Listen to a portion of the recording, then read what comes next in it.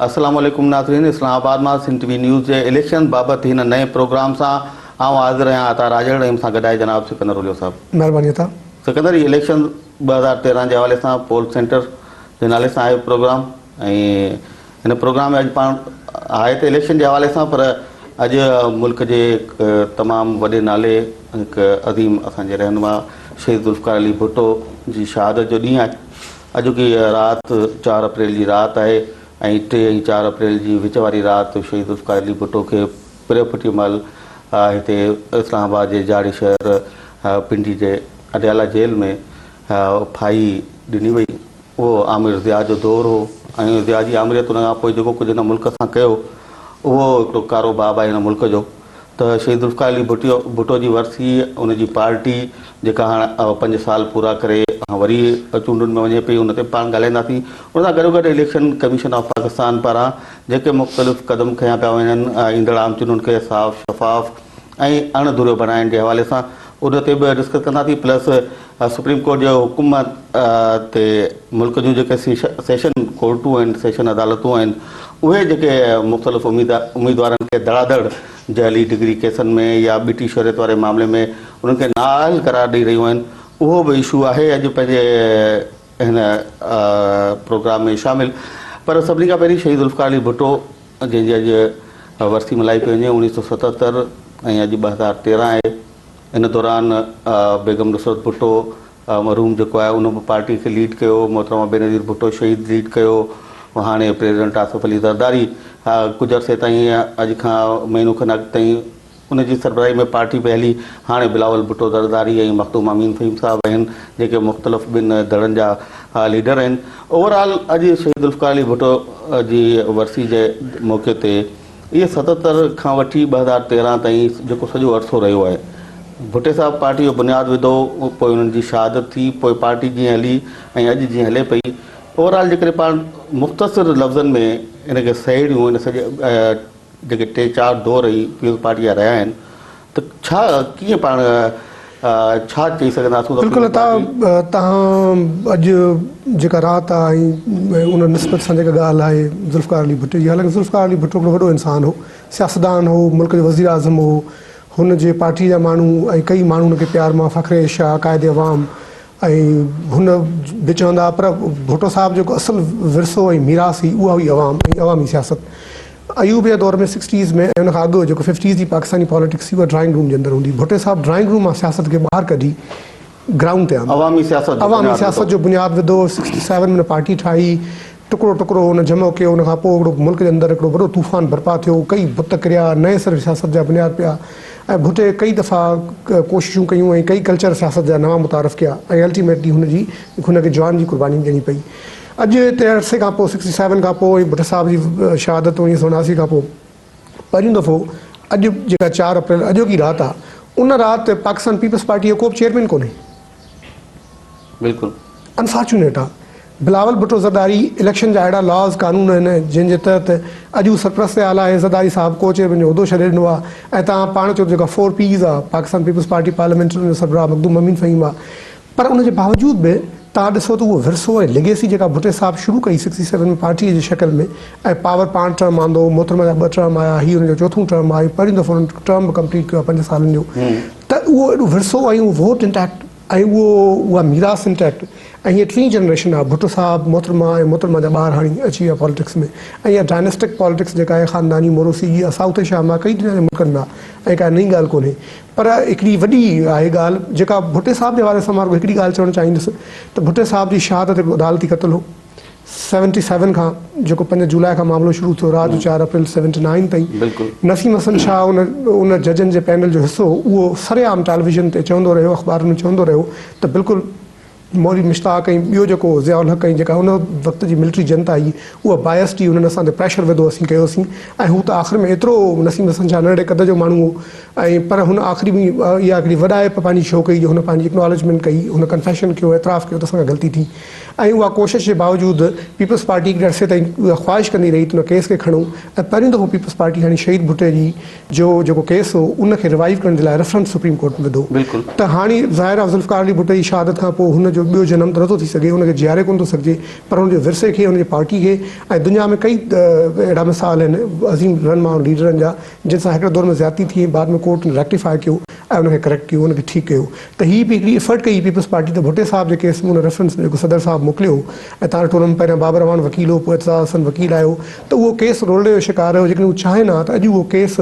कंहिं न अॼु वरी अदालतुनि जेको आहे अहाते में उनजे कटड़े में, त उन में अॼु बि ज़ुल्फ़िकार अली भुट्टो जो जेको अदालती जेको क़त्ल हो या अदालती शहादत हुई, उहा अॼु बि इन ॻाल्हि जी मुतक़ाज़ी या तक़ाज़ा थी करे, डिमांड थी करे त भुट्टे साहब जी शख़्सियत सां, हुनजे विरसे सां, मीरास सां ऐं हुन सां जेको ज़ुल्म ऐं ज़्यादती थी उन सां बिल्कुलु छा चइबो आहे त हिकिड़ो वर्ताव थियणु घुरिजे ऐं उन सां इंसाफ़ थियणु घुरिजे। इंसाफ़ जो फॉर्म इहो आहे त एटलीस्ट कोर्टूं इहो चवनि त इहो ग़लति फ़ैसिलो हो ऐं उन ते उन क़ौम खां माफ़ी वठणु घुरिजे, उहो कोर्टुनि खे न पर उन दौर जी मिलिटरी जनता खे। तारीख़ असां ॾिसंदा तारीख़ में त शहीद ज़ुल्फ़िकार अली भुट्टो खे ॾोही करार ॾेई छॾियो आहे सॼी, यानी रुगो पाकिस्तान जी ॻाल्हि नथा करियूं, सॼी दुनिया में भुट्टो साहब खे बेगुनाह तारीख़ करार ॾिनो आहे। हा, त हाणे बेॾोही करार थी वियो, इहो हिकिड़ो रेफरेंस वियो जंहिंजो तव्हां ज़िक्र कयो। हाणे हुन में पाकिस्तान पीपल्स पार्टी जा वकील तब्दील थिया, बाबर रहमान हुयो, पोइ एतज़ाज़ हसन, ऐं तव्हां ॾिठो मोहतरमा जी आख़िरी बरसी ते पाकिस्तान पीपल्स पार्टी जे सरपरस्त आला बिलावल भुट्टो ज़रदारी पंहिंजे मुल्क जे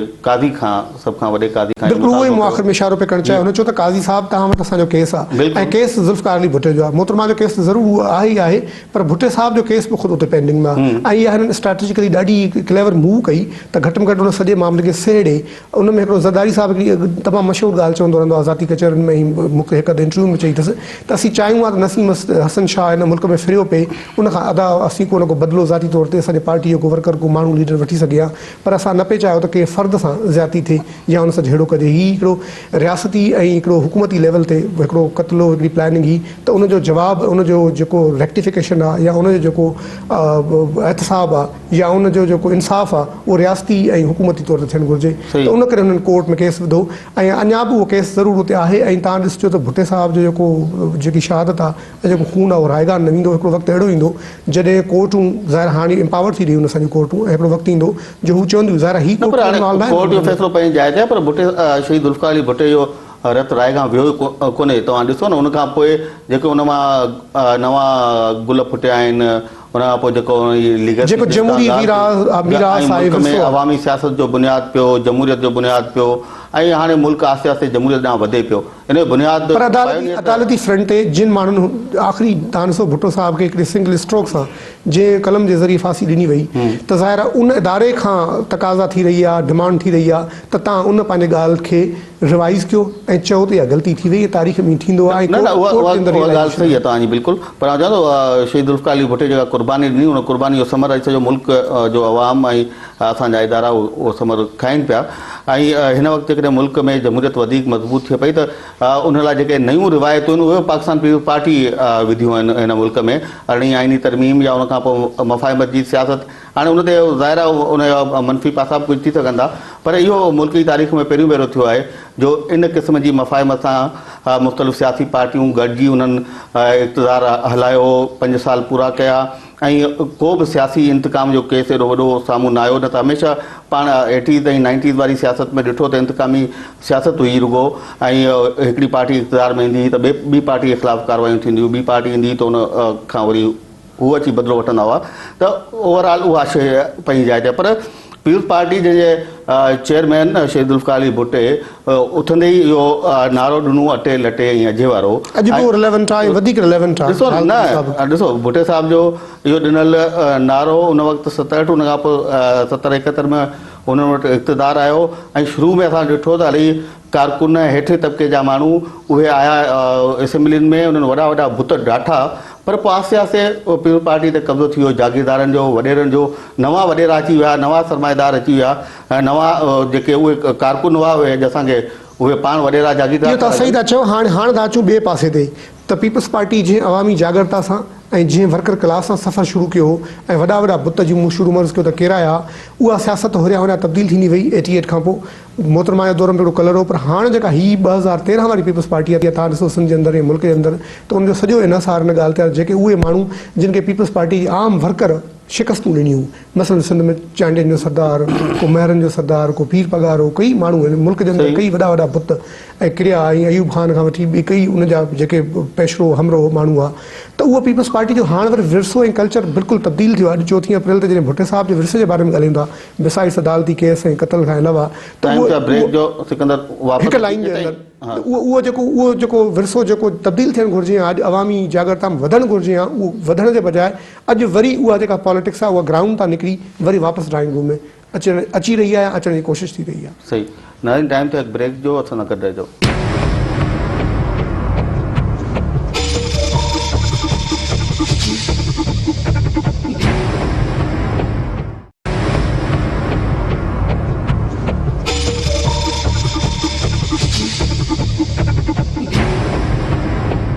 नाज़रीन, प्रोग्राम में ॿीहर भलीकार सिकंदर, इहा सियासत जेका बि आहे उनमें अटो लटो अजो जेको इहो नारो हो, हाणे पाण गुज़िरियल प्रोग्राम में बि डिस्कस कयो त मुल्क में गुरबत, महांगाई, बेरोज़गारी उहा वधी आहे। त इहो जेको प्रोग्राम शहीद ज़ुल्फ़िकार अली भुट्टे ॾिनो, उन ते जेकॾहिं उन जे रूह मुताबिक़ अमल थिया त अॼु मुल्क में गुरबत वधण जे बदिरां घटिजणु खपे हा, माण्हू वधीक ख़ुशहाल हुजनि, उहो नाहे थी सघियो। पर पाण हाणे ॻाल्हायूं था त असां नाहे ॾिठो पहिरें ॾींहं खां वठी शहीद ज़ुल्फ़िकार अली भुट्टो जी वरसी हुजे ऐं अवाम जा अंबो न हुजनि गड़ी ख़ुदा बख़्श में, माना जेसिताईं मोहतरमा बेनज़ीर भुट्टो शहीद हुई तेसिताईं उहे वॾनि जलसनि खे अची ख़िताब कंदी हुई। हिन पाकिस्तान पीपल्स पार्टी मोहतरमा खां पोइ बि कॾहिं सदर आसिफ अली ज़रदारी नएं दरे हाउस मां ख़िताब कंदो करे किथां, पर अवाम ज़रूरु ईंदी। ही पहिरियों भेरो आहे जो पाकिस्तान पीपल्स पार्टी का बि तकरीब न रखण जो ऐलान सरकारी तौर ते पार्टी जे डिस्ट्रिक्ट लेवल ते उन्हनि चयो आहे। अच्छा, उनजा ॿ सबब, हिकिड़ो मां अचणु थो चाहियां हिन ॻाल्हि ते, तव्हां सही था चयो, ज़ुल्फ़िकार अली भुट्टे खे जंहिं राति फांसी ॾियण खां पोइ लाड़काने खणी आया मिलिट्री जनता जा माण्हू जहाज़ में विझी, त तव्हां हिकिड़ो फोटो बि आहे त हिकिड़ी खट ते ज़ुल्फ़िकार अली भुट्टे जी पई आहे डेड बॉडी, ऐं चंद माण्हू आहिनि, इमाम आहे, कुझु माण्हू आहिनि, पर पोइ उहो विरसो ऐं मीरास एॾी हली जो पूरी मार्शल खे ललकारींदी रही। सवें हज़ारे माण्हू थिया, लखनि में माण्हुनि में कन्वर्ट थिया। उन खां पोइ हर दफ़े थींदो रहियो, मोहतरमा मुल्क जे अंदरि हुई त बि थींदो रहियो, न हुई तॾहिं बि थींदो रहियो। मुंहिंजो लाड़काने सता लिखा कई दफ़ा वरसियूं, तॾहिं मोहतरमा हयात हुई त कई दफ़ा असीं 3-4 अप्रैल ते वेंदा हुआसीं, त उहो पूरो जो पूरो इंतज़ाम संभालबो। पार्टी जेका लाड़काने जी हुन में स्पेशली 10-15 सालनि में ख़ुशी जूने जो सां वॾो एक्टिव हूंदो, मोहतरमा ॿाहिरि हूंदी त उन वीडियो पैगाम हलंदो, ऐं पूरो जंहिं राति जो कोई हिकिड़े लम्हे राति जो 12-2:30 उन टाइम ते बिल्कुलु ख़ामोशी थींदी। उन खां पोइ तक़रीबा जो फॉर्मल हिकु अधु वर्किंग थींदी, उन खां पोइ इख़्तिताम थींदो। वरी ॿिए ॾींहं ते शहीद भुट्टो जी पार्टी जॾहिं खां मीर मुर्तज़ा आयो त ॾींहं जो वरी 4 अप्रैल ते हू कंदा ताकी हू मामिलो ॿिन्ही धुरनि जो सेट हुजे।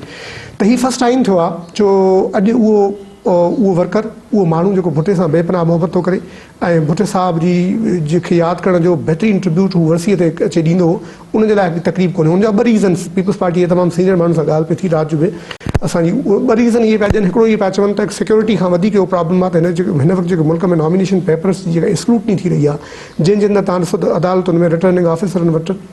हिन जा उम्मीदवारनि जा माण्हू कई तरह जे अताबनि में आहिनि, कई अज़ाबनि में, सभु जो सभु आहिनि। ऐं एॾो प्रॉब्लम आहे जो हुननि जे लाइ इहो मुमकिन न हूंदो, जेको हुननि जी स्ट्रेटजी आहे त सॼे मुल्क मां उहो लीडर, उहो अॻुवाण, उहो रहनुमा, उहो सवें हज़ारे माण्हू वठी अचे काफ़िलनि जी सूरत में ऐं वरी मोटे, छो जो हिन सां हुननि जे अंदरि ख़ुदि उते मौजूदगी हुनजी वधीक अहम आहे बनस्बत हुते जी। पर ॿी हिकिड़ी ख़ुशाइनी ॻाल्हि थी जेका पोएं हफ़्ते मीडिया में स्पेकुलेशन त बिलावल भुट्टो शायदि नाराज़ थी वियो आहे, मुल्क खां हली वियो आहे, पार्टी हिसो न हूंदो। अॼु हू आयो बि उते ऐं हाज़िरी बि भरी अथसि भुट्टे साहिब जे मज़ार ते, ऐं बाद में इहो प्लान कयो आहे पार्टी हुननि जी त आईंदा वीडियो लिंक ते बि अवेलेबल हूंदो। राति वीडियो लिंक ते जेके बि सूबाई ऐं मरकज़ी पार्लियामानी बोर्ड से हुननि सां ख़िताब कयो। इहा ई ॻाल्हि असीं बि चवंदा रहियासीं, कई सीनियर रहनुमा हुनखे चवंदा रहिया त बिलावल जी एज़ अ चेयरमैन जेका सिंबॉलिक मौजूदगी आहे उहा तमामु ज़रूरी आहे। फ़ैसिला साज़ी में बि फरियाल टालपुर खे मास्टरी हूंदी, ज़रदारी साहिब वधीक कमांड सां ॻाल्हियूं करे सघंदो, सम्झी सघंदो, पर बिलावल एज़ अ सिंबॉलिक हुनजी प्रेज़ेंस ऐं एज़ अ पार्टी चेयरमैन हुजणु घुरिजे त उहो उनजो रहंदो। ऐं मुंहिंजो ख़्यालु आहे पीपल्स पार्टी हिकु लिहाज़ ठीकु स्ट्रेटजी बि आहे त बजाए जो हज़ारे माण्हुनि खे, लखे माण्हुनि खे कॉल कयूं ओॾां ऐं पोयां ही स्क्रूटनी जे मरहले में असांजा उम्मीदवार नाल थियनि, प्रॉब्लम्स अचनि, त उन करे हिकिड़ी स्ट्रेटजिक मूव आहे। ऐं ॿी जेका अहम ॻाल्हि आहे त पहिरियों दफ़ो ज़रदारी साहिब लाहौर हाई कोर्ट जे 2 उहिदनि खां पोइ इहो उहिदो पार्टी जो एज़ अ पार्टी को चेयरमैन छॾियो आहे। जॾहिं जलसो थिए थो त ज़रदारी साहिब लाइ ख़ुदि वॾो $1 मिलियन सुवालु हूंदो त छा हू जलसे में अचे थो, जी अचे थो छा हू ख़िताब करे थो। मूं तव्हां अॻु में अर्ज़ु कयो त हू तमामु घणी कोशिशि कंदो त इहो कंहिं न कंहिं तरीक़ेकार सां जलसे जे अंदरि का अहिड़ी पॉलिटिकल स्पीच न ॾिए, तकरीर न ॾिए जंहिंसां मुखालफ़नि खे मौक़ो मिले, मुखालफ़त जो माहौल ठहे ऐं बिफोर इलेक्शन हुन ते को केस ऐं का चार्ज फ्रेम थी सघे। त इहा हिकिड़ी ॿई तरह जा मामला हली विया। हिकिड़ो त पंहिंजे उमेदवारनि खे उते पोल आउट न करणु, ऐं नंबर जो सदर साहब खे पाण मुसलसल ॻाल्हाईंदा रहिया आहियूं त सभिनी पार्टियुनि पंहिंजो चूंड मोमूं शुरू करे छॾियूं, वॾा जलसा। पीपल्स पार्टी जेको अॻु में कायरा साहब ऐलान कयो ऐं ॿिया बि मुख़्तलिफ़ अॻवान चवंदा रहिया त 4 अप्रैल खां असां बाज़ाब्ता वॾो जलसो करे शुरू कंदासूं, त इहो मौक़ो त हिननि विञाए छॾियो न। अच्छा, 4 अप्रैल में ही बि कंफ्यूज़ रहिया, हिननि खे अंदाज़ो न हो। इन ते असीं थोरो बाद में प्रोग्राम जे ॿिए हिस्से में गुफ़्तगू कंदासीं। त इलेक्शन कमीशन हिन वक़्तु मुल्क जे अंदरि दानसो जेके काता कुआड़ा आहिनि तंहिंखां एॾा कया आहिनि जो हर माण्हू फतकी रहियो आहे कंहिं न कंहिं फॉर्म में। नंबर जेको ॿियो पीपल्स पार्टी पाबंदी न लॻाया न। हाणे जेका तव्हां असल ॻाल्हि कई त पीपल्स पार्टी खे इहो सरकारी तौर ते इहो न चवणु घुरिजे हा त हाणे इहे तक़रीबात ज़िले डिविजनल ऐं सूबाई सतह ते थियूं, बल्कि जेको कारकुन ज़िया जे आमरियत में उनखे ललकारींदो, विढ़ंदो, झेड़ींदो, झगड़ंदो, अचे पहुचंदो, मोहतरमा जी शहादत खां पोइ पहुचंदो, त उहो ज़रूरु अचे। हुनजी हिकिड़ी ट्रिब्यूट हूंदी आहे ऐं साल जे अंदरि हिकिड़ी, हाणे त मोहतरमा जी शहादत खां 27 दिसंबर ते ट्रिब्यूट उहा हुजे थी कंहिं न कंहिं फॉर्म में, पर हीअ भुट्टे साहब इहो हुननि खे इहो टेक्निकली, पर उनजे पुठियां 2 रीज़न जेके मूं अर्ज़ु कया त पार्टी उनखे उहे बि ॾिठा हूंदा, प्लसिस ॾिठा हूंदा ऐं माइनसिस ॾिठा हूंदा, पोइ हुननि खे इहा स्ट्रेटजी ठीकु लॻी। पर एज़ अ पार्टी उन में ज़रदारी साहब न करे ख़िताब जॾहिं 27 दिसंबर ते हिननि वॾे फनफेयर सां चयो त बिलावल साहब पंहिंजी सियासी कैरियर जी पहिरीं स्पीच कंदो, कयूं बि, त हाणे ॿी स्पीच करे 4 अप्रैल ते। बिलावल ते त का कदगन कोन्हे का, को हुन सां को प्रॉब्लम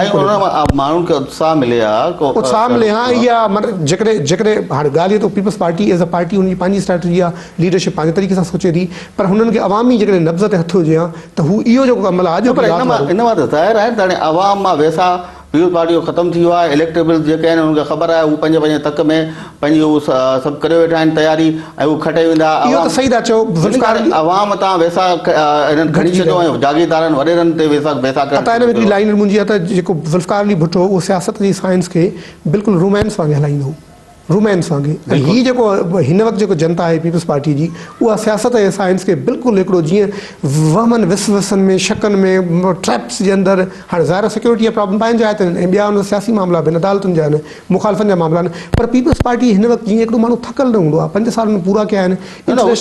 साइंटिफिक तरीक़े सां इलेक्शन था विड़ूं, जेको पीपल्स पार्टी जे मुख़्तलिफ़ लीडर्स सां तव्हांजे बि ॻाल्हि ॿोल थी वेंदी, मुंहिंजी थींदी रहंदी आहे। हू चवंदा हाणे त साइंटिफिक तरीक़ा आहिनि, सभिनी असांखे करिणो आहे, पोलिंग स्टेशन केतिरियूं आहिनि, केतिरा बूथ आहिनि, हीअ पोलिंग स्टेशन कंहिं वटि हूंदी, हीअ कंहिं वटि। ॾिसो अता उहो साइंटिफिक इहो जेको साइंटिफिक ऐं टेक्निकल पासो आहे उहो त बिल्कुलु इलेक्शन कमीशन ऐं नादरा एॾो मुल्क जे अंदरि आंदी आहे तेज़ी तकड़ी, इलेक्ट्रल लिस्टूं, पोइ हुनजे अंदरि फोटू, पोइ हाणे त उहो डिजिटल लिंक जे ज़रिए बि कंदा, ऐं नंबर 2 इंटरनेशनल मॉनिटरिंग ऐं हीअ सभु कुझु, उहो त पंहिंजे जाइ ते। पर जेका सियासत आहे ऐं जेका इलेक्शन जी सियासत आहे, वोट जी सियासत आहे, उहा रुॻो टेक्निकल त न हूंदी आहे। उन में जेसिताईं अवामी रंग न हूंदो, वोटर मोबिलाइज़ न हूंदो, उहो न ईंदो। हू चवंदा पोलिंग स्टेशन फलाणो हीअ वॾेरो असांखे हीअ पोलिंग स्टेशन खटे ॾींदो, हीअ वॾेरो हीअ खटे ॾींदो, हिन वॾेरे खे असां हीअ ॾिनो हो, हीअ ॾींदासीं। अता ॻाल्हि इहा त अॼु 4 अप्रैल जी राति आहे, मुंहिंजो ख़्यालु आहे भुट्टे साहब जी शहादत जी राति बि आहे। पीपल्स पार्टी जो इहो विरसो ऐं मीरास न रही आहे त हू पंहिंजी सॼी सियासत मुख़्तलिफ़ वॾेरनि ऐं पोलिंग एजेंटनि ऐं उन्हनि जे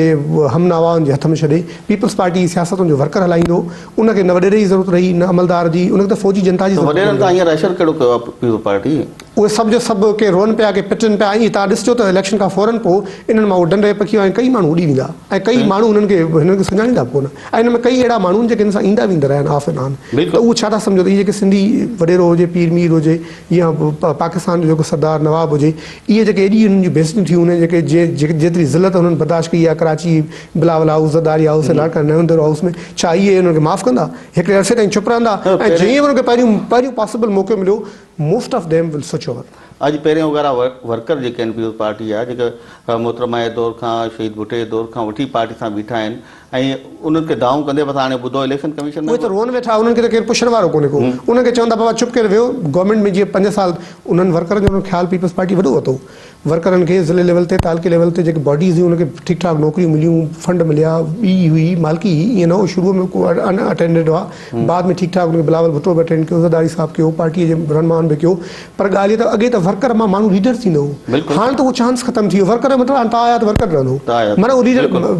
हाणे जीअं नाला आहिनि, for example Ayaz Soomro, ABCD कई सन में हाणे मुनासिबु कोन थो लॻे, इहे सभु जो सभु वर्कर आहे। उन खां पोइ उनखे मौक़ो मिलियो, लीडरशिप मौक़ो ॾिनो त हू लीडर्स थिया। रहनमा थिया पार्टी जा त हाणे ज़ाहिर आहे हाणे उन्हनि जे रहनमाईअ खां पोइ हाणे ॿियो त वर्कर जेको लॾो आहे उहो त लीडर कोन थो थी सघे त इहो वॾो गैप थींदो ऐं पीपल्स पार्टी जे विरसे ऐं मीरास में इहो वॾो हिकिड़ो गैप आहे ऐं इहा ॻाल्हि एतिरी वॾे पैमाने ते मिस बि कई वञे जो तव्हां ॾिसजो त अॻे साल जॾहिं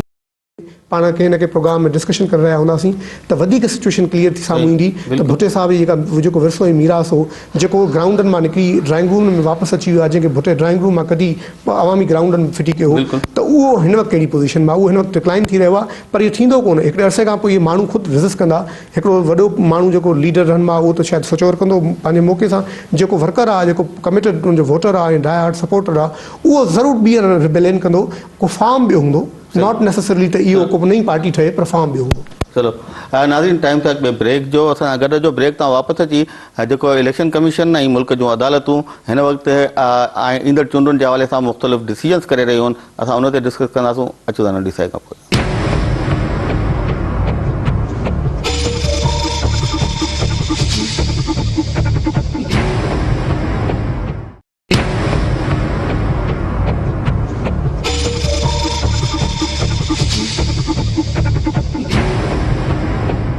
वेलकम बैक नाज़रीन सिकंदर भुट्टे साहब जी वरसी पाकिस्तान पीपल्स पार्टी उहो त घणो पाण ॻाल्हायो इलेक्शन्स जे हवाले सां जाली डिग्रियुनि में बि उम्मीदवार जेलनि में पिया वञनि नाल पिया थियनि सदाऊं ॾंड पिया पवनि वरी बेटी शहरियत वारे मामले ते उन खां पोइ स्क्रूटनी पई थिए उन में उम्मीदवारनि खां जेके सवाल जवाब पिया थियनि हिकिड़ी अजीब वायुमंडल ठहियो आहे पीपल्स पार्टी त चवे पई त असांखे निशानो बि बणायो वञे असांजे ख़िलाफ़ु केस आहिनि राजा परवेज़ अशरफ जे ख़िलाफ़ु केस आहे मखदूम अमीन फ़हीम जा वारंट निकिरी विया आहिनि मुख़्तलिफ़ उन्हनि जा लीडर्स आहिनि जिन खे मन साईं ख़ुर्शीद शाह वारा ॿिया जिन खे चवनि था त उन्हनि जी डिग्रियूं सही कोन्हे जिन जी अञा ताईं तस्दीक न आहे थी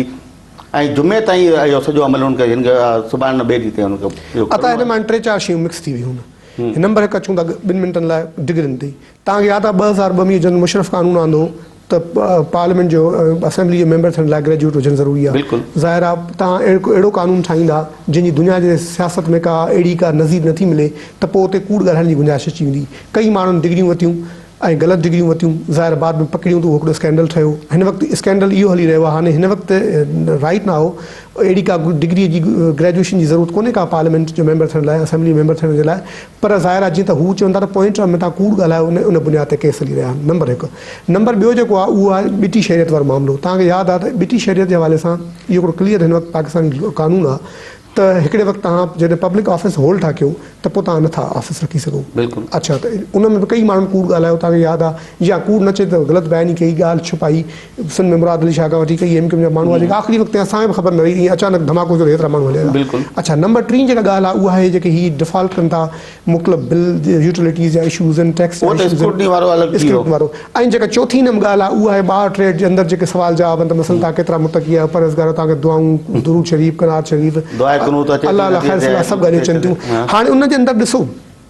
हीअ इन फ्रेम आहे टेक्निकल ही दुनिया सॼी जे अंदरि के न के प्रो फार्मास हूंदा आहिनि इलेक्शन कमीशन ॾाढो हिन जामे मुदलल फॉर्म ठाहियो आहे जंहिंजे अंदरि सभु शयूं ॾिसनि पिया ऐं डेटा खे उन्हनि सिंक्रोनाइज़ कयो आहे मतिलबु नादरा सां राब्ते में NIC ऐं बाक़ी डेटा क़ाबिल क़बूल हुजे हेक सां बि डिग्रियूं थियनि ऐं प्लस FBR सां बि त जेको टैक्स वारो मामिलो आहे उहो बची सघे ऐं यूटिलिटी सां सो दैट जेके मतिलबु गैस बिजली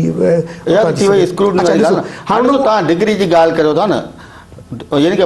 कि दुनिया में कोन्हे शर्त हाणे अर्ज़ु ॿुधो हाणे उहो त मामिलो ख़तमु थियो हिन वक़्तु सुवाल डिग्रियुनि जो कोन्हे हिन वक़्तु सुवाल ॿिटी शहर जो कोन्हे हिन वक़्तु सुवाल इहो आहे जीअं दुनिया जे अंदरि तव्हांखे यादि आहे क्लिंटन ते इम्पीचमेंट हली मोनिका लेविन्स्की वारो केस हुन ते इहो इल्ज़ाम हो त तव्हां इहो इशू न हो त तव्हांजा उन ख़ातून सां के अफेयर हो इहो तव्हां रियासत सां कूड़ छो ॻाल्हायो इन्हनि माण्हुनि जिन माण्हुनि डिग्रीअ जे मामले में ॿिटी शहर जे मामले में बैंक डिफॉल्ट करण जे बारे में टैक्स जे बारे में कूड़ ॻाल्हायो आहे त as a parliamentarian as a public नुमाइंदो यकीनन थियणु घुरिजे अच्छा हाणे जेको ॿियो पासो आहे हाणे इहो त थियो technical side positives negative side इहो आहे त ज़ाहिर आहे तव्हां जॾहिं कानून ठाहींदा डिग्रियुनि वारो टैक्स वारो या ॿियो ईंदो ॿिटी शहर जो त उन सां तव्हां हिकिड़े मख़सूस क्लास खे त हिट था कयो मसलन जंहिंमें डिग्री न आहे त उहो जाली डिग्री वठी आयो ॿिटी शहरियत ई हुनखे अंदाज़ो न हो त मां ॿिटी शहरियत जा फ़ाइदा आहे हिकिड़ो वक़्तु ग्रीन कार्ड आहे अमेरिका जो कैनेडा जो UK जी तव्हांखे सिटीज़नशिप हुजे वेस्टर्न कंट्रीज़ जी त हिकिड़ो प्लस हूंदो हाणे उहो माइनस थी वियो ऐं इहो हिकु हिते पार्लियामेंटेरियन पाकिस्तानी इलीट हुनजे ॿार औलाद हुनजी नियाणियूं औरतूं या हुनजा नंढा वॾा उहो सभु जो सभु हिकिड़ो स्टेटस सिंबल हो ज़ाहिर उहो हिकदमि माइनस हुनजो थी वियो प्लस जे बजाए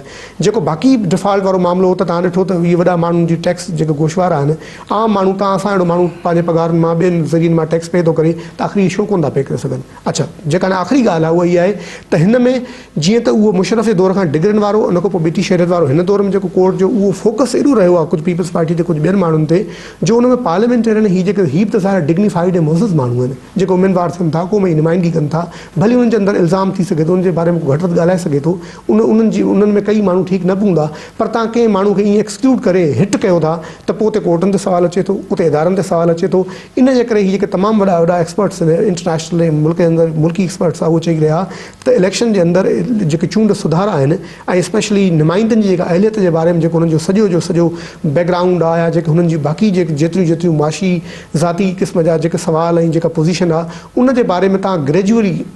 एड करे सघो था, शयूं बहितरु बणाए सघो था। ईअं अचानक हिट कंदा त हिट करण सां छा थियो त सॼे मुल्क में शॉक एंड ऑपरेशन आहे। सॼे मुल्क में कई माण्हू जाली डिग्रियुनि में नाल थी रहिया आहिनि, के जेल वञी रहिया आहिनि। सिकंदर हाणे ॾिसो, माना जेकॾहिं डिग्रियुनि जो शर्त न आहे तॾहिं बि इहे ई वॾेरा जागीरदार अचणा आहिनि, ऐं जॾहिं शर्त आहे त वरी कूड़ियूं डिग्रियूं वठी वरी इहे ई असांजे मथां थापजणा आहिनि, मुसलत थियणा आहिनि। उन्हनि खे पंहिंजी करतूतनि जी पंहिंजे कयल जेके बि हरकतूं आहिनि उनजी सज़ा मिलणु घुरिजे। छो न मिलणु खपे? सज़ा खां वधीक अता ॻाल्हि आहे ट्रेंड सेट थियणु घुरिजे त तव्हां एज़ अ पब्लिक नुमाइंदो या कंहिं जो रिस्पॉन्सिबल सिटीज़न तौरु तव्हांखे कूड़ न ॻाल्हाइणु घुरिजे, टैक्स डिफॉल्ट न करणु घुरिजे, तव्हांखे चोरी डिग्री न हुजणु घुरिजे, तव्हांजी बीटी शहरियत हुजणु घुरिजे, त उनजा के बुनियाद हुजणु घुरिजनि। त एज़ अ सिस्टम तव्हां प्रोसीजरल गाइडलाइन में वेंदा त it is the best option जेको इलेक्शन कमीशन इदारा अवेल करे। केरु बेट थिए थो, पीपल्स पार्टी जा माण्हू घणा इहे करे आया आहिनि त उहे हिट थींदा, एन जा बि थिया आहिनि, उनमें सभिनी पार्टियुनि जा डिग्रियुनि में हिट पिया थियनि। सिटीज़नशिप में त पीपल्स पार्टी ड्यूअल सिटीज़न उन खां वधीक थी रहिया आहिनि। टैक्स डिफॉल्ट में त हर तरह जो माण्हू थिए थो। ॾिसो, हिन मुल्क में अगरि ठीकु ठाक असीं चाहियूं था क़यादत ठीकु हुजे, क़यादत ठीकु कीअं हूंदी? अगरि क़यादत जे अंदरि ई सुवाल आहे, हिकिड़ो माण्हू आहे, तव्हां मियां साहिब जे बारे में कई माण्हुनि जे बारे में ॿुधो हूंदो त उनजी साल जे अंदरि टैक्स आहे 10,000 20,000 15,000, त माण्हू हिकिड़े शर्म ईंदो आहे, शौक़ ईंदो आहे। त इहे अहिड़ा सुधारात यानी हाणे असां जेके लोअर मिडिल क्लास जा माण्हू आहियूं, मिडिल क्लास जा माण्हू आहियूं, असां केतिरो इनडायरेक्ट टैक्स ॾियूं था? इनडायरेक्ट छा डायरेक्ट टैक्स तव्हांखे यादि आहे जेको हिन वक़्तु 80% टैक्स जेको रजिस्टर्ड आहिनि FBR वटि, उहो सैलरीड क्लास आहे। तव्हां असां वांगुरु उहो त असांजी सैलरी आहे जेतिरी, पर इनडायरेक्ट टैक्स GST वग़ैरह वग़ैरह केतिरो पाण था ॾियूं, ऐं उते जेके जिन वटि करोड़नि अर्बन जूं मिल्क यूटिलिटीज़ में असीं जेको आम माण्हू आहे, आम सिटीज़न जेको वोटर आहे, ही जेको 18 करोड़ आवाम आहे, यूटिलिटीज़ उहो पे करे थो। ज़ाहिर आहे जेको मख़सूस तबिको आहे जेको यूटिलिटीज़ खे जी इवेजन, असां हिकिड़ो महीनो बिल नथा जमा करायूं, असां वञे ऐं हुते अॼु अख़बारुनि में तव्हां पढ़ो करोड़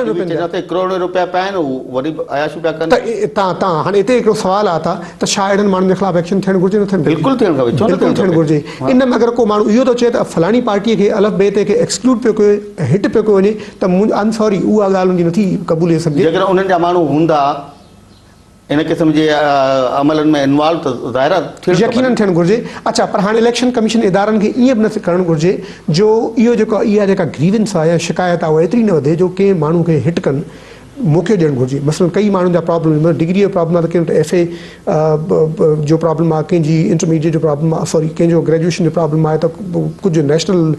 ग्रेजुएशन, कुझु इंटरनेशनल ग्रेजुएशन्स आहिनि, त उहो थोरो घणो जेको मिसमैच डिग्री जी इक्विवेलेंस ऐं बराबरी ऐं जेके मामला आहिनि 5 सालनि में थियो आहे न। HEC वेठी हुई, 5 सालनि खां मामला हलनि पिया, 5 साल। ऐं उन में अता हिकु ई ॻाल्हि मां क्रेडिट ॾियणु चाहींदुसि जावेद लिगारी खे,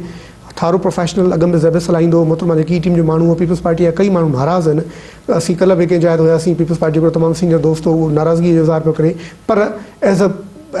हेड chairman, as a professional person, he is doing हिज जॉब बेस्ट। ऐं इहा हिकिड़ी बहितरीनु ॻाल्हि आहे, अहिड़ा माण्हू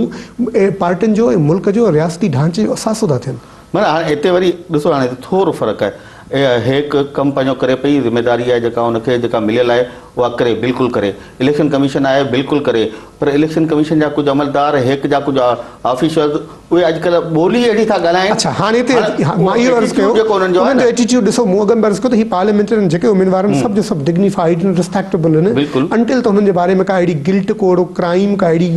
2 नंबरी साबित नथी थिए। इहे अमलदार पाकिस्तानी, इहा रियासती जेका मशीनरी आहे असांजी ब्यूरोक्रेसी जी, ज़ाहिर आहे उहो त करप्ट, उहे को 62 ते पूरा ईंदा आहिनि छा? उन्हनि जूं चांदियूं थी वियूं आहिनि। मसलन इलेक्शन कमीशन में इलेक्शन कमीशन के अलावा हेक में, नादरा में, होॾां डिस्ट्रिक्ट रिटर्निंग ऑफिसर्स में, जुडिशरी ऐं लोअर जुडिशरी छा करप्ट न आहे, इहे सभु जो सभु माण्हू आहिनि त ज़ाहिर हुननि जूं बि चांदियूं थी वियूं आहिनि, पर ज़ाहिर वरी उन्हनि ते चेक केरु आणींदा, हीअ आणींदा, सुभाणे पार्लियामेंट में आणींदा, त हिननि जो फ़र्ज़ु ठहे थो इन्हनि ई उमेदवारनि जो जेके सुभाणे चूंडजी नुमाइंदा ईंदा, अहिड़ा लॉस ठाहिनि जो सुभाणे हेक ठीक थी सघे, नादरा ठीक थी सघे, इलेक्शन कमीशन ठीक थी सघे, लोअर जुडिशरी ठीक थी सघे। सही। अच्छा सिकंदर, जेको नओं प्रोपोज़ल आयो आहे इलेक्शन कमीशन ऑफ पाकिस्तान जो, त ज़ाहिर आहे जीअं उन्हनि नॉमिनेशन पेपर हालांकि आहिनि तहत सदर खां अप्रूवल हिननि खे वठणी हुई ऐं उनखां पोइ ई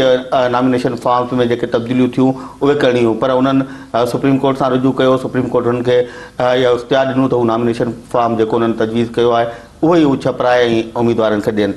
उहो थी वियो। अॼु वरी बैलेट पेपर में हिननि नऊं जेको ख़ाली खानो, इहा वॾी हिकिड़ी मुंहिंजो ख़्यालु आहे वॾी सिग्निफिकेंट ऐं वॾी हिकिड़ी वाज़िह ॻाल्हि आहे। इन ते कई दफ़ा बहस थींदा, इहो अॻिते तकरार जो मामिलो थींदो। पहिरियों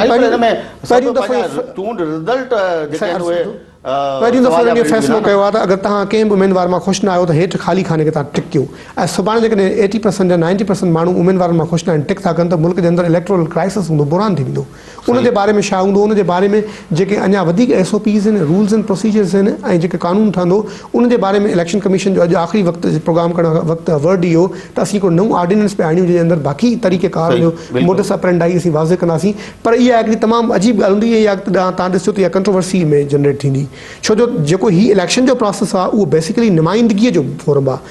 अगर को माण्हू नुमाइंदगी नथो करणु चाहे, इहो त हमेशा सर्वेस जे अंदरि थींदो आहे। दुनिया जे कुझु मुल्कनि में तजुर्बा थिया आहिनि। सवाल बणिजी वेंदा न, जेकॾहिं ॻाल्हि इहो आहे त हिकिड़ो उम्मीदवार 20,000 वोटनि ते खटे थो ऐं 21,000 माण्हू कंहिंखे बि टिक नथा कनि, छा इन जे बारे में मूं अर्ज़ु कयो त अॼु हू अञा जेको ऑर्डिनेंस आणनि पिया, इहो उन ॾिसूं त उन जे अंदरि हू कहिड़ो बुनियादु रखनि था, त छा उन ख़ाली खाने जी रिज़ल्ट्स जो बाक़ी जिन खाननि ते ठपो लॻे थो या रिज़ल्ट्स अचनि थियूं, जेको पोल नतीजनि ते छा असर थो पए, इन खे काउंट तव्हां जी आम सर्विस जे अंदरि मसलन IRA, गैलप ऐं इंटरनेशनल दायरा कंदा आहिनि, त उन में चवंदा आहिनि त डोंट नो हिकिड़ो ऑप्शन हूंदो आहे, मूंखे ख़बर न आहे या मां हिन बारे में नथो ॻाल्हाइणु चाहियां या सवाल पुछो आहे त माण्हू चवंदो आहे नो कमेंट, त उहो हिकिड़ो फिगर हूंदी आहे, उनखे हू उन प्रोसेस जे अंदरि काउंट न आहिनि कंदा, काउंट कंदा बि आहिनि त सिर्फ़ु सैंपल तौरु कंदा आहिनि, त हेतिरनि माण्हुनि खे राब्तो कयोसीं, मां हेतिरनि न ॾिनो, त हिन जे अंदरि बि ज़ाहिर सैंपल वोटर हूंदो, उहो वोटर चए थो मां हिन मां इंट्रस्टेड न आहियां कंहिं मां, त इहो वॾो हिकिड़ो बिग सवाल हूंदो ऐं वॾो सवाल या निशान हूंदो पाकिस्तानी इलेक्शन 2013 ते। ऐं मुंहिंजो ख़्यालु आहे इंतज़ारु कयूं त हू बाक़ी ऑर्डिनेंस जे अंदरि ऐं उनजे बायलॉज़ में प्रोसीजर्स में कहिड़ियूं शयूं था आणनि। पर इहा बिग हिकिड़ी डेवलपमेंट आहे, तमामु वरी पाकिस्तानी सभिनी खां वॾो सवाल त इहो आहे न, जेकॾहिं माण्हुनि जो हिकिड़ो वॾो अंग पोलिंग स्टेशन ते पहुचे थो ऐं उहो हुन ख़ाली खाने खे टिक थो करे। अच्छा, त इन में जेका मां तव्हां कयां, इन में जेके इंटरनेशनल इदारा ऐं थिंक टैंक्स हुयूं, NGOs हुयूं ऐं कई माण्हू अहिड़ा बि जेके मुल्क जे अंदरि तब्दीली ऐं चेंज वग़ैरह चाहिनि पिया, उन्हनि जो हिकिड़ो सवाल ऐं वॾो मुतालबो रहियो अरसे खां वठी त भई ही उमेदवारनि मां असीं ख़ुशि कोन आहियूं, के पीर मीर वॾेरा सरदार आहिनि, 50-60 सालनि खां हलनि पिया, के 63 साल खां हलनि पिया, के 20 सालनि खां हलनि पिया, कंहिं न कंहिं फॉर्म में पार्लियामेंट में आहिनि 5 दफ़ा 6 दफ़ा या ॿियो दफ़ो या पहिरीं दफ़ो। अगरि असीं ख़ुशि न आहियूं त माण्हू वटि, वोटर वटि, पब्लिक वटि हिकिड़ो ऑप्शन हुजणु घुरिजे त हू चए त मां हिन मां मुतमिन न आहियां, त उहा हिकिड़े लिहाज़ खां ॻाल्हि त ठीकु आहे। पर इन जो ओवरऑल इलेक्टोरल प्रोसेस ते, बैलेट काउंट ते, काउंट खां पोइ रिज़ल्ट्स ते, ऐं रिज़ल्ट खां पोइ जेको मुल्की इलेक्टोरल सिनारियो ठहंदो ऐं जेका पार्लियामेंट असेंबली वजूद में ईंदी, उन्हनि ते छा असर थींदो, इहो हिकिड़ो वॾो सवाल आहे। मुंहिंजो ख़्यालु आहे इलेक्शन कमीशन खे क्लियरिफाई करणु घुरिजे त, ऐं आई एम श्योर कि हू कुझु न कुझु इन ते वर्किंग हूंदी, पर इट्स ट्रू अर्ली जेका असांजी रिपोर्ट्स आहिनि त इलेक्शन कमीशन को ख़ासि इन ते कमु न आहे कयो ऐं कुझु इदारनि जे प्रेशर में अची उन्हनि इहा ॻाल्हि त करे विधी आहे, पर मुंहिंजो ख़्यालु हिकिड़ो वक़्तु ईंदो जो मे बी इन ते रिवाइज़ बि कनि इन मामले खे। चलो वरी महिरबानी सिकंदर, प्रोग्राम टाइम ख़तमु पियो थिए। नाज़रीन, असां अॼु पहिरियों प्रोग्राम हो इलेक्शन जे हवाले सां असां कोशिशि कई त हिन प्रोग्राम में पंहिंजे नाज़रीन ताईं ख़ैबर पख्तूनख्वा ऐं पंजाब जे हवाले सां के नयूं शयूं आणियूं, उन्हनि जी ॼाण में इज़ाफ़ो करियूं। मुख़्तलिफ़ ज़िला आहिनि, असां सुभाणे खां कोशिशि कंदासूं त ज़िलेवार पंजाब सूबे जो ज़िलो, ख़ैबर पख्तूनख्वा जो हिकु ज़िलो, उते पार्टी पोज़ीशन, उते जेका चूंड मुहिम हले पई, उते कहिड़ियूं प्रैक्टिसिस हलनि पियूं, का धांधली त न पई थिए। असां चाहींदासूं त असां पंहिंजे नाज़रीन ताईं रोज़ानो ॿिन्ही सूबनि मां हिकिड़ो हिकिड़ो ज़िलो, उनजी जेका पोज़ीशन आहे उहो पहुचायूं। अॼु पहिरियों ॾींहुं हो, पहिरें ॾींहुं असां पंहिंजे हिन कोशिशि में कामयाबु न थी सघियासीं, पर सुभाणे खां इनशाअल्लाह साॻे टाइम ते असां ॿिन्ही सूबनि मां तव्हांखे इलेक्शन जेका मुहिम हले पई, उते पार्टी पोज़ीशन आहे, उन बाबति तव्हांखे आगाही ॾियण जी कोशिशि ज़रूरु कंदासूं। सुभाणे ताईं असांखे ॾींदव इजाज़त। अल्लाह वाही।